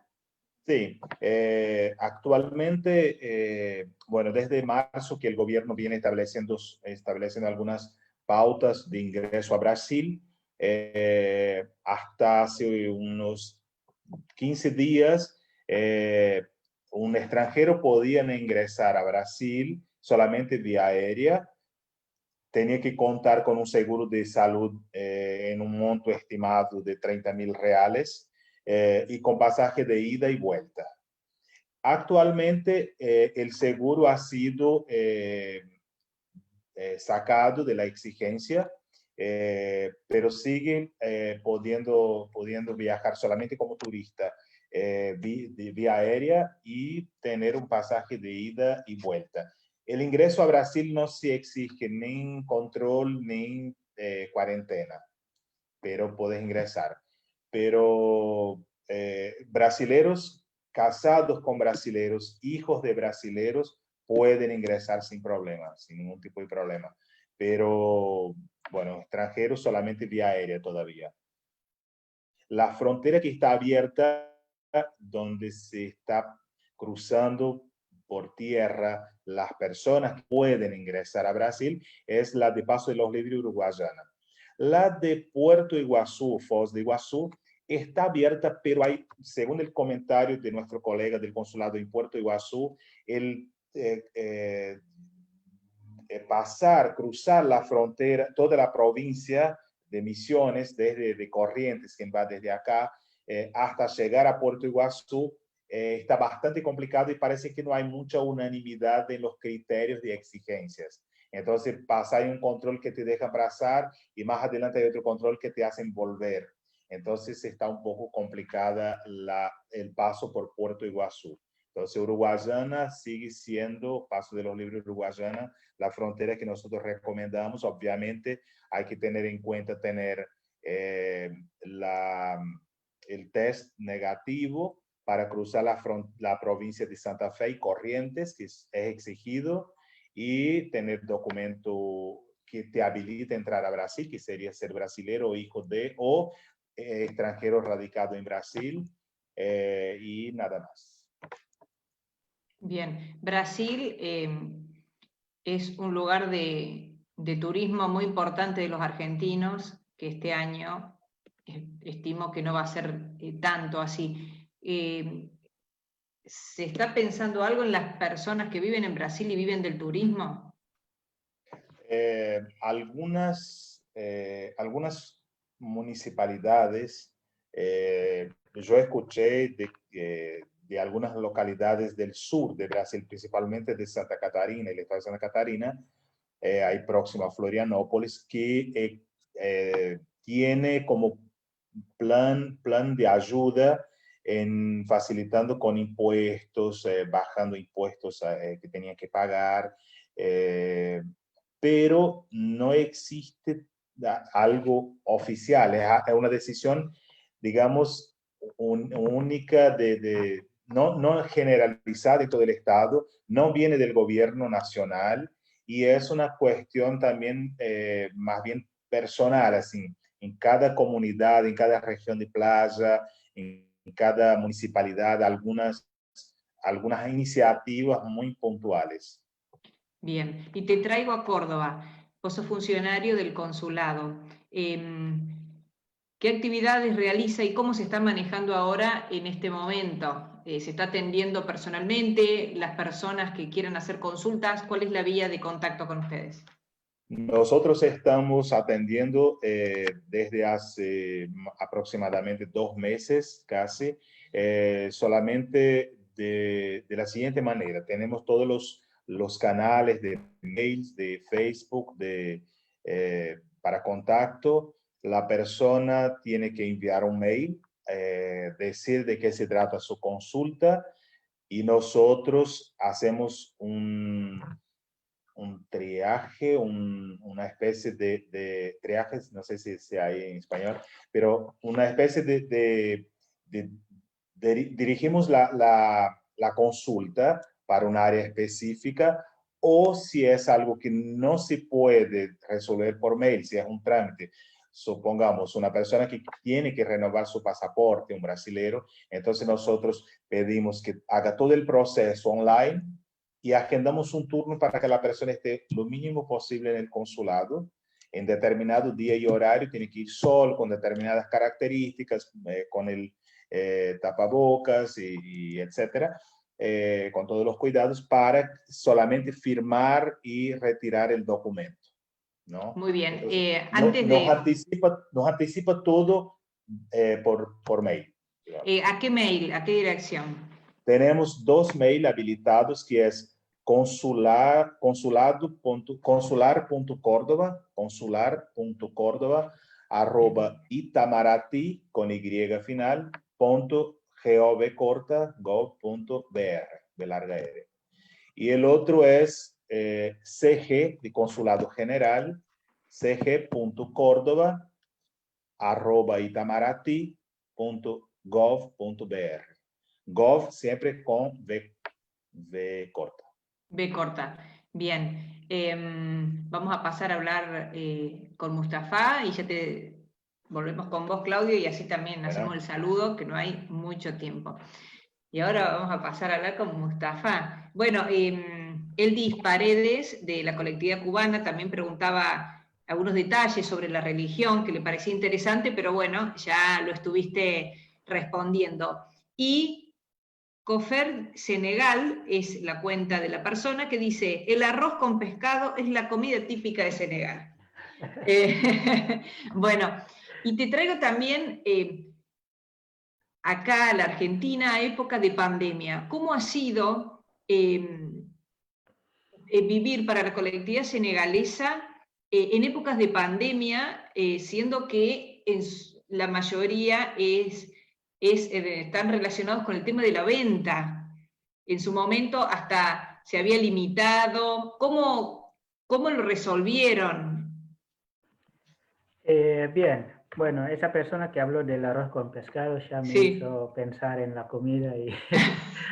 ¿Podés decirnos alguna otra comida? ¿Podés decirnos alguna comida que es verdad sugieras? que es la comida típica y es riquísima, así que bueno. Bueno, sí, es verdad que en época de pandemia la comunidad senegalesa tuvo, digamos, la pasó bastante mal, pero con mucha fe y con, digamos, mucha solidaridad, que es lo más importante.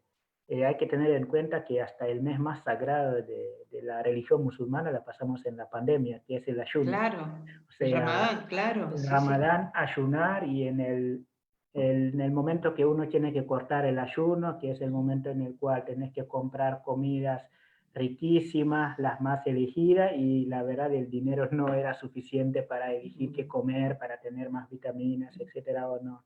Pero bueno, gracias a Dios la comunidad, más allá de la asistencia del gobierno con el IFE, que no pudo cubrir a todos, pero cada uno entiende las circunstancias, y también existió una asistencia de muchas asociaciones ONG, que sea asociaciones de migrantes, asociaciones barriales. Cada uno intentó hacer algo para poder aportar, digamos, una ayuda, ser un poco solidario. Y la comunidad también se organizó muchísimo, desde las dairas, que son las agrupaciones religiosas, las asociaciones.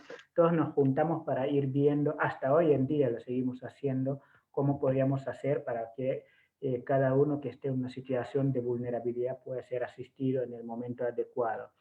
Más allá de eso, también orientando a cada uno cómo hacer para acceder a ciertas cosas, que sea el IFE, a inscribirse para recibir algunas donaciones, etcétera. Y también el gobierno de Senegal hizo algo que creo que no pasó en muchos países de África, que es sacar un monto, digamos, y dedicarlo a la diáspora.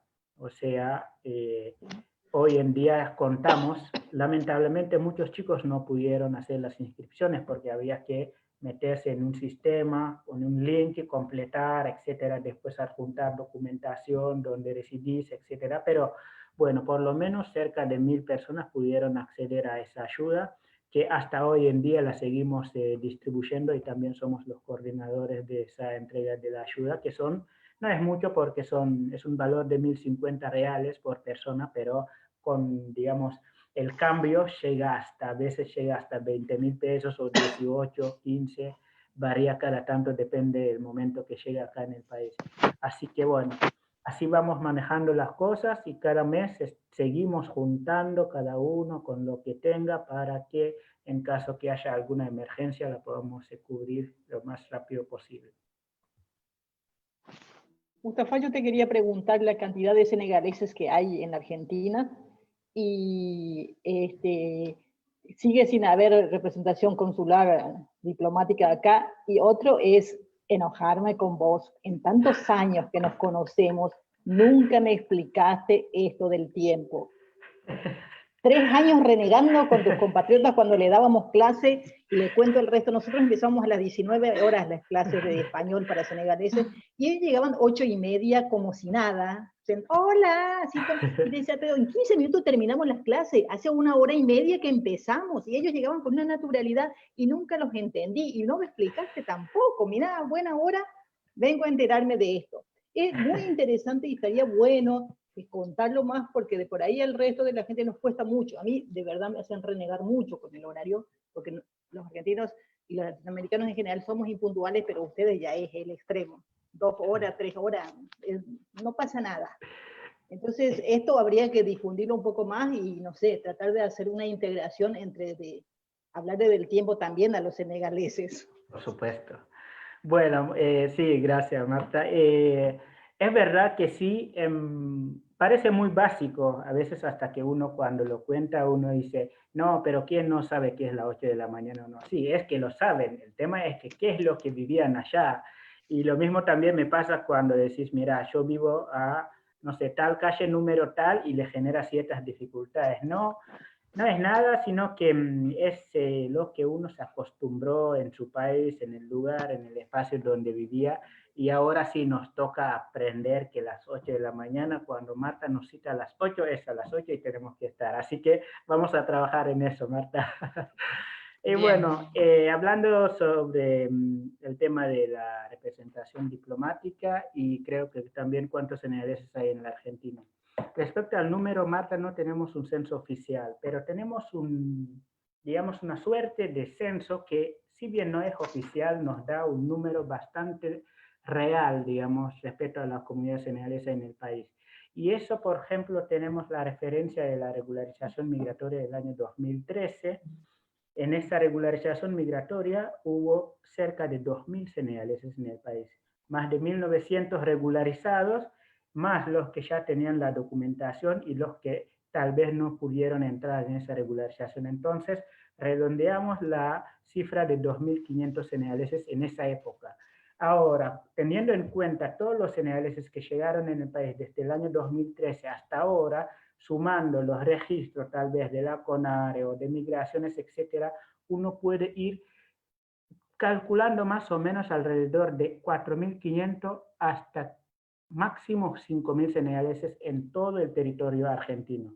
Muchos hablan de 10.000, 15.000, pero son números muy exagerados, sinceramente hablando, porque pensábamos lo mismo en el año 2013 y terminamos con 2.000 personas, menos de 2.000 personas. La representación diplomática todavía no la tenemos.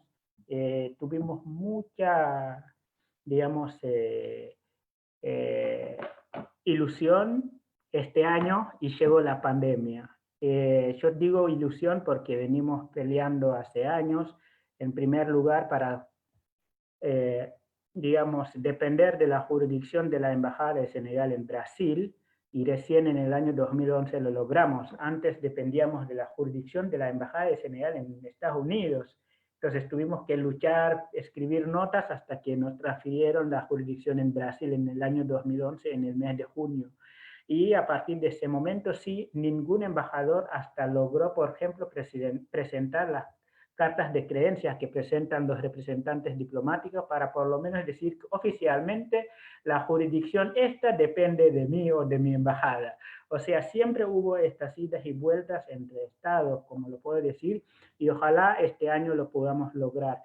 Esta embajadora que lamentablemente fue nombrada, la embajadora de Senegal en Brasil, que la verdad hizo un gran trabajo, visitó la Argentina varias veces, pero la semana pasada fue nombrado para ir a Portugal, y es la embajadora que trabajaba mucho para que podamos tener un consulado por lo menos honorario en el país. Tenía que viajar a la Argentina para hacer las entrevistas previas en el mes de marzo y justo llegó la pandemia y no pudo entrar. Así que por este año creo que no vamos a contar con un consulado ni honorario ni un consulado fijo, pero sí creemos que con este gobierno y también las relaciones con Senegal que hay que seguir desarrollando, podemos llegar a tener algún espacio o por lo menos una relación mucho más estrecha con la Argentina y contar con un consulado o una oficina consular en el país en pocos años. Muy bien. Marta, ¿querés hacer una pregunta? Si no, sigo. No, siga nomás, señora. Bien. Mustafa, me gustaría que por ahí nos cuentes las principales trabas que tiene un senegalés al llegar a la Argentina. Me imagino que también está el idioma.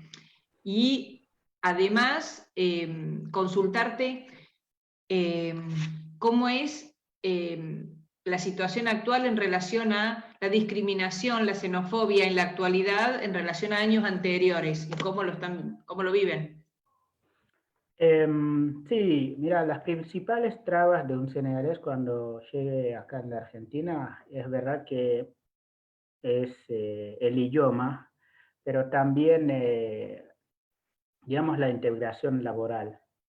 O sea, casi todos los días digo lo mismo y es una lástima en una parte, pero también para mí es un orgullo de otra parte. ¿Por qué digo es una lástima? Porque a mí me gustaría ver a los senegaleses en las universidades, en los colegios, en las construcciones, en, digamos, los talleres de toda la Argentina. O sea, y también en la calle vendiendo, en los comercios, en los taxis, tomar un taxi y encontrar un senegalés hasta... o sea, en distintos lugares, distintos ámbitos de la Argentina. Es mi sueño y ojalá llegamos a eso y estoy seguro que vamos a lograr. Pero ¿por qué digo que también es un orgullo? Porque aunque la mayoría esté en la calle, están trabajando, están haciendo algo digno. Son gente que le gusta esforzarse día a día, trabajar y tratar de ayudar a su prójimo, que sea un vecino, que sea un compatriota senegalés, pero también aportar algo a la familia que está en Senegal. Así que el trabajo que están haciendo hoy en día es un trabajo que es difícil porque es duro para ellos, pero es un trabajo digno que ojalá el día de mañana podamos ir mejorándolo cada tanto. Respecto a bueno, la otra traba es la documentación, que todos sabemos. La anterior traba o la traba que es la mayor es cómo salir de su país de origen, cómo salir de un país subdesarrollado, cómo salir de África para viajar. O sea, el derecho a la migración no es un derecho reconocido por varios países, si bien figura en ciertas leyes o si hasta constituciones puede llegar a figurar, pero para nosotros que somos de países subdesarrollados no nos reconocen ese derecho. Nos cuesta la vida para poder salir legalmente de nuestro país y migrar. Entonces, esto también es la primera traba. Entonces, cuando uno llega con ciertas condiciones, le dificulta llegar a la documentación.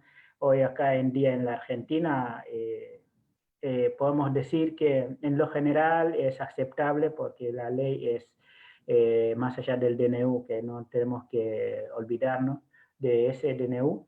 Y creo que la ley es bastante generosa y hay que trabajar para ampliarlo un poco más para que los extra Mercosur también puedan ser un poco más integrados en esta ley y tener más oportunidades para acceder a la documentación.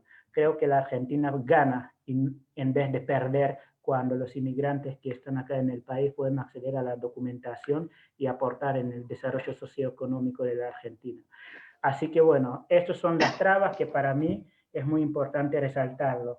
Y el resto, creo que usted habló del racismo y de la xenofobia, que es un tema que lamentablemente tenemos que discutir todos los días.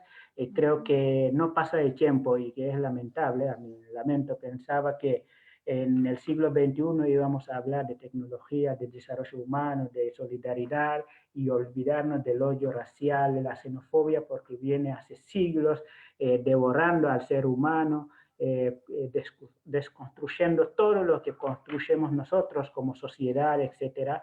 Y hoy en día es como que cada día, digamos, toma más fuerza y o también se mete en otros aspectos mucho más peligrosos también. Hay otras formas de discriminar, de ejercer el racismo, la xenofobia, que son también peor.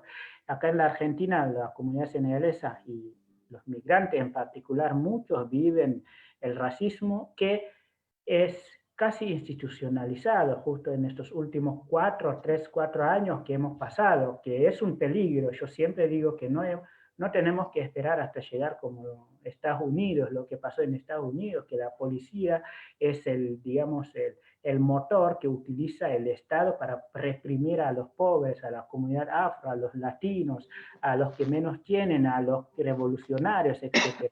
Y eso cuando llega a la Argentina, Un país empieza a institucionalizar su racismo, es un gran problema. Es mucho más fácil arreglar el racismo dentro de la sociedad, dentro de los civiles, que cuando el racismo realmente viene de la institución, y esta institución que es el Estado, que usa la policía en ese sentido. Y lo que vemos estos últimos años es una violencia ejercida contra los inmigrantes en general y en particular contra la migración senegalesa, que no se puede describir ni definir de otra forma que no sea el racismo institucionalizado, la xenofobia, y ojalá podamos tomar conciencia y saber que para poder tener una vida, digamos, una sociedad mejor, darle oportunidad a toda la sociedad, tenemos que sacar ese racismo y esa xenofobia. El resto, con la sociedad, le vamos a enseñar quiénes somos, le vamos a mostrar nuestra cultura y vamos a demostrarle que tenemos ganas de integrarnos en la Argentina. Eso es mucho más fácil de arreglar, pero la institución, el Estado, no tienen derecho a discriminar ni a ser racistas. Muy bien. Nosotros, uno de los 3 objetivos de la UCIC es luchar contra la discriminación, la xenofobia y el racismo por medio de la información. Y yo insisto mucho en este tema, que no quiero desaprovechar, que si bien es cierto la Argentina es inclusiva en muchas áreas, también hay discriminación y no tenemos que negar eso, porque si no hacemos un diagnóstico certero nunca vamos a resolver nada. Es bueno hablar de estos temas, hay mucha gente que cree que no es políticamente correcto, pero hay que hacer un diagnóstico sobre ese tema. Incluso quería preguntarle a Claudio si había ese tipo de discriminación también con brasileros, porque hay muchos brasileros también afros, si pasaba eso, porque, bueno, dejarte después la posta a vos, Mustafa, por supuesto, porque sé que vas a darnos un buen mensaje sobre ese tema para que veamos este tema de la discriminación y del racismo, porque yo estoy segura que no es de fondo la discriminación en la Argentina, pero existe. Entonces tenemos que tratarlo, tenemos que conversarlo, tenemos que conocernos para ir erradicando cada día más. Sí, nosotros en la comunidad brasilera hemos recibido, en el consulado directamente no hemos recibido oficialmente ningún tipo de reclamo por tema racial. Pero yo como brasilero he escuchado, no a mí, pero sino amigos conocidos brasileros que han sufrido en algún momento, en algún sector de la comunidad cordobesa, algún comentario en ese sentido racista que fomentaba esa discriminación. Lo que también, además o junto con la discriminación racial, se hace una lectura estereotipada de las personas, ¿no? Esa imagen de lo que Mustafa hablaba antes, de las costumbres de cada país, de cada persona. Es entonces pensar que una cosa muy fácil de pensar es decir, el brasileño pasa todo el día bailando, nosotros no bailamos todo el día, ¿no? Entonces, hice una imagen estereotipada.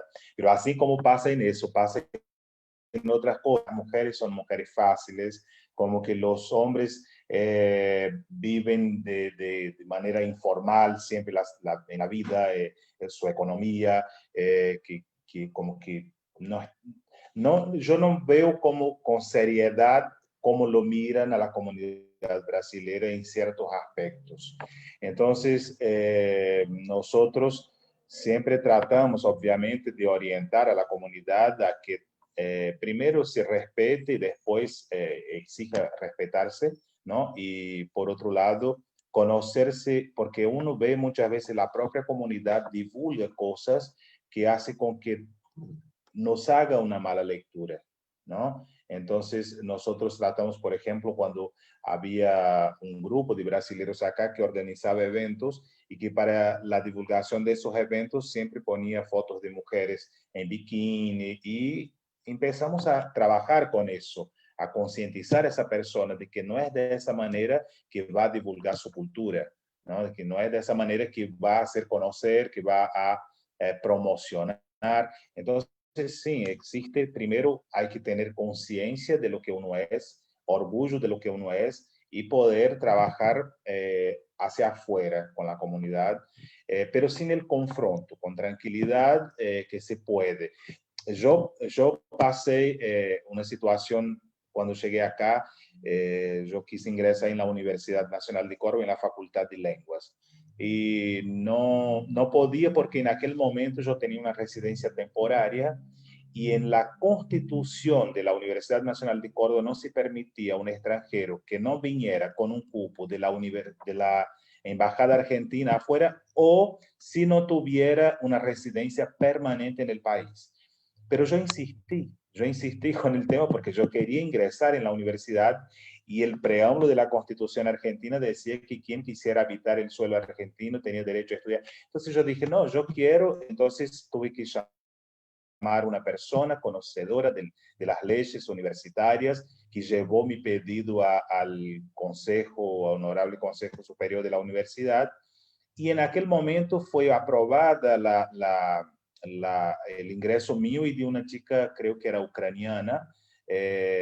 Salió una resolución, la primera, y más allá fue un año muy complicado esperando esa resolución, donde me presionaban en la facultad por el documento, donde decía vos no tenés que estar acá, donde decía vos no podés estar bien en clases, donde los profesores no, yo tenía materias que tenía promoción y no podía rendir un final porque no tenía una matrícula definitiva. Fue un año muy complicado.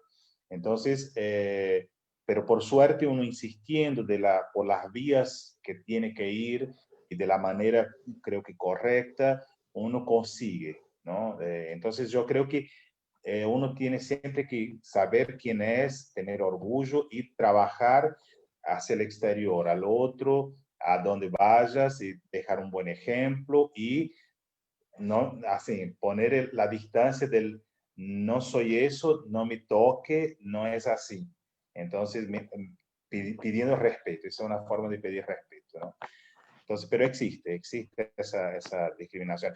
O sea, adentro de de las mismas comunidades extranjeras, uno en un comienzo de la USIC, nosotros escuchábamos mucho que inmigrantes eran los que venían en barcos. Entonces, nosotros que éramos de un país limítrofe no éramos inmigrantes. Entonces, es eso, o sea, hay muchos extranjeros también que miran de esa manera, ¿no? Entonces, somos todos inmigrantes, es un país de inmigrantes, sí, pero es un país que los inmigrantes aportan, no hay un número grande de inmigrantes en el país que esté quitando trabajo de nadie. Entonces, hay que aclarar puntos y cuestionar, no es decir, no me gusta eso por eso. No, hay que aclarar puntos para que la gente deje de repetir discursos llenos de palabras vacías.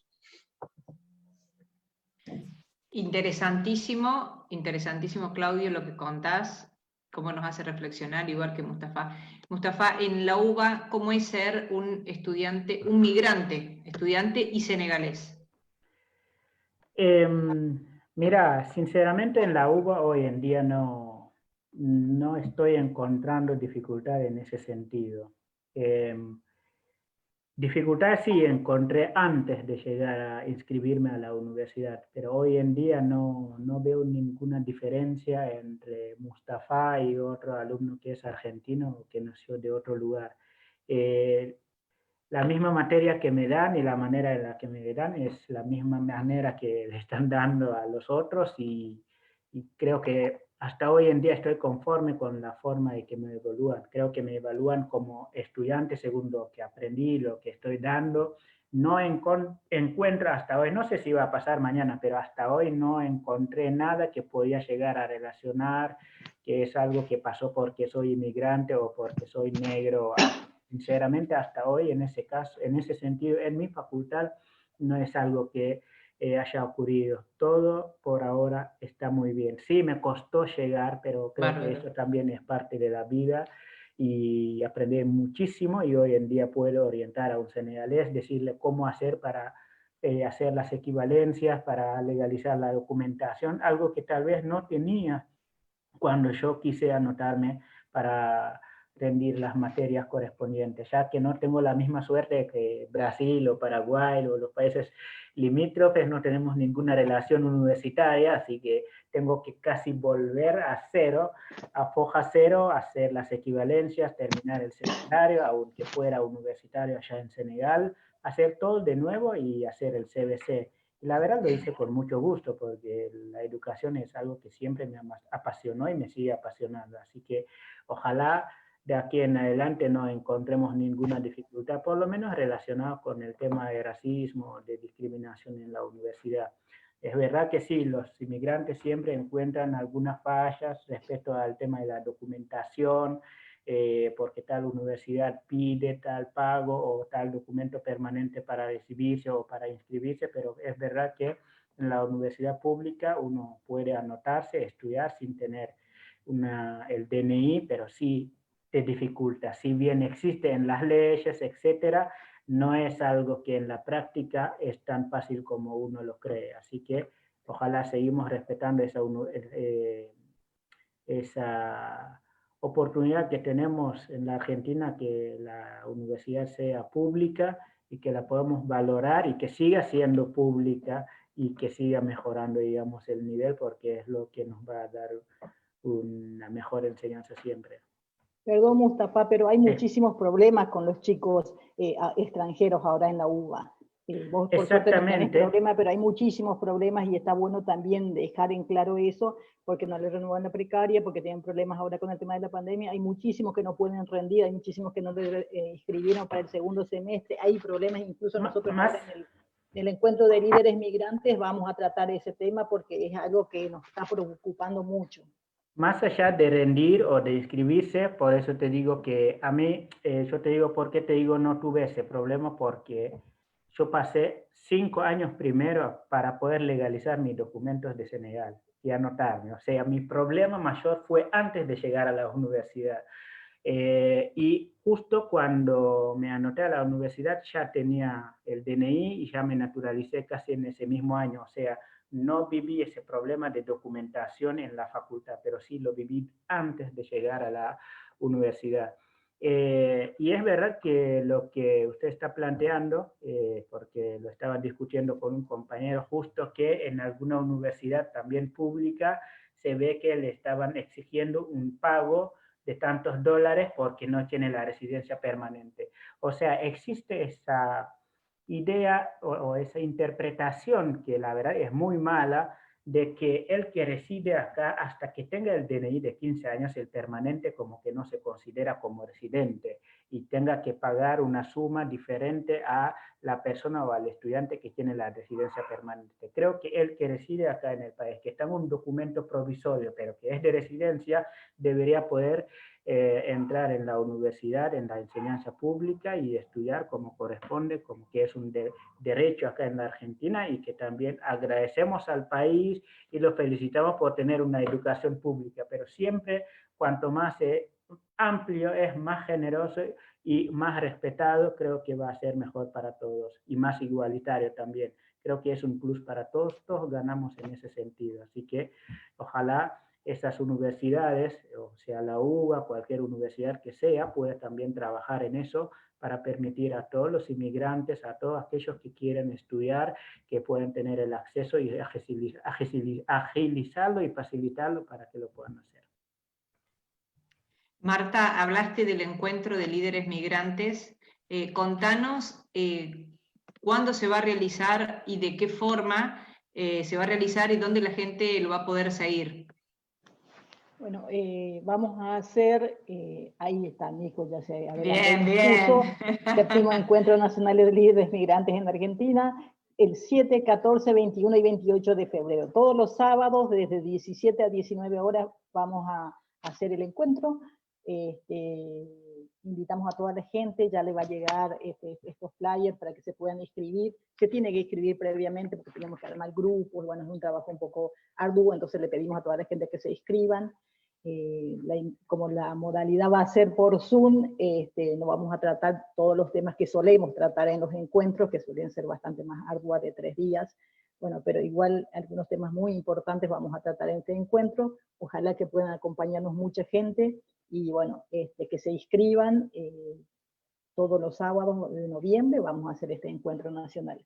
Y también quiero aprovechar y pedirle a Nico que ponga el otro flyer porque estamos haciendo muchos investigadores de CONICET y organizaciones sociales la primera encuesta nacional migrante. Empezó el 15 de octubre y hasta el 15 de noviembre vamos a hacer todos los años esta encuesta y le pedimos a la gente que complete, es simple, unos 10-15 minutos te lleva a hacerlo, y esto lo hacemos para tener de primera mano la información, porque así como dijo Mustafa que la gente pensaba que había 10.000, 20.000 senegaleses y resulta que en la realidad no llegan a 5, bueno, así también es los números exorbitantes que se dicen de los extranjeros, entonces está bueno que hagamos esta encuesta, que completemos para que sepamos de verdad cuántos somos, en qué situación migratoria estamos, en que es anónima esta encuesta, o sea que con esto nadie va a ser expulsado del país ni nada de esas cosas, simplemente queremos saber información, queremos saber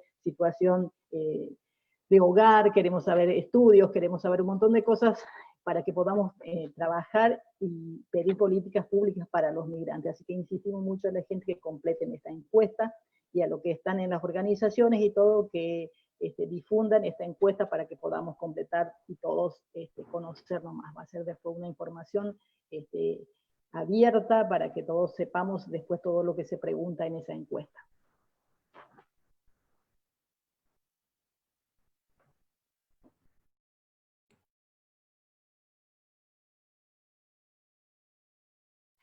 Bueno, ahora sí. Bueno, que ya estamos llegando al final y en realidad nos hemos pasado unos minutos, pero realmente muy interesante todo lo que se fue dando en las preguntas.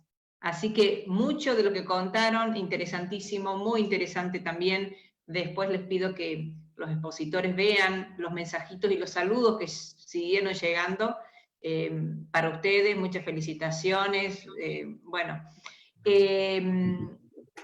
Quiero que ahora cada uno diga unas palabras, los invito a todos, primero los expositores, después a Marta, a Rodrigo, si quiere saludar, y bueno, contarles que el próximo jueves 19, a las 19 vamos a estar acá, hablando sobre mitos y verdades sobre ser árabe, y también sobre costumbres de Venezuela. Todas estas charlas por YouTube de Relaciones Internacionales de la Municipalidad se pueden ver y también quedó grabado en el Facebook Relaciones Internacionales de la Municipalidad de Córdoba, transmitido por Inmigrantes USIC y por Infocolectividades.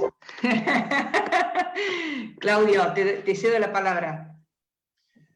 Bueno, quería agradecer a los organizadores, a USIC, a la municipalidad, Marta, Verónica. Creo que espacios como ese son muy, muy valiosos y nosotros necesitamos en este momento que no podemos juntarnos con las personas de espacio para difundir o divulgar lo que tenemos, lo que estamos haciendo.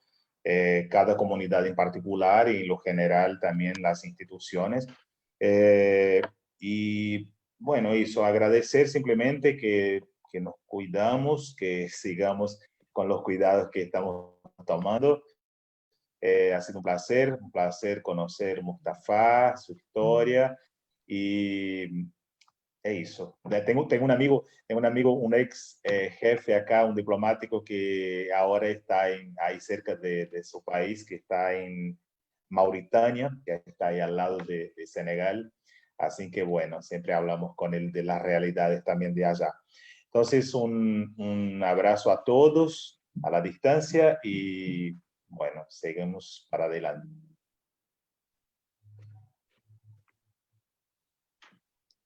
Mustafa. Bueno, gracias Vero, Marta, Nico y Rodrigo y todo el equipo.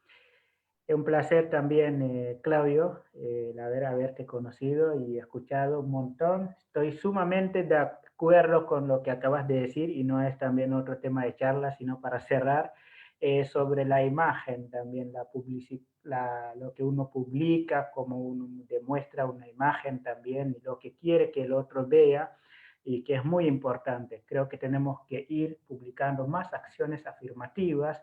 Por eso muy pocas veces difundo cosas de pelea, sino que prefiero demostrar que podemos, que queremos, que estudiemos, etcétera, y el resto lo voy denunciando en otros lugares y, digamos, seguirlo de una forma, digamos, más radical o, digamos, más, digamos, contundente, digamos, ir a la fuente y denunciarlo ahí.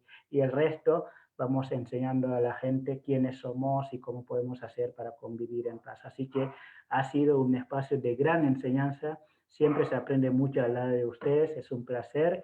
Y bueno, mando un gran saludo a toda la gente de Córdoba y a todos los que nos están escuchando. Marta, gracias. Vero, un placer. Muchísimas gracias.